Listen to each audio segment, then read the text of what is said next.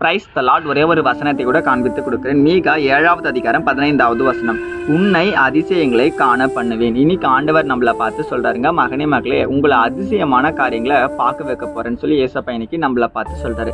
அது என்ன அதிசயமான காரியம் அப்படின்னா, உங்க லைஃப்ல சில அற்புதங்களுக்காக, அதிசயங்களுக்காக நீங்க காத்திருக்கீங்க. சில வியாதி, தரித்திரம், சூழ்நிலை, ஒரு கர்ப்பத்தின் கனிக்காக, திருமண காரியத்துக்காக, படிப்புக்காக, வேலைக்காக, தொழிலுக்காக நிறைய காரியங்கள் என் லைஃப்ல இருக்குங்க. அதெல்லாம் எப்பங்க நடக்கும் நீங்க எதிர்பார்த்து காத்து கொண்டிருக்கீங்க. அது நடக்க போற நாட்கள் வந்துடுச்சுன்னு சொல்லி இன்னைக்கு ஆண்டவர் உங்களை பார்த்து தான் சொல்றாரு.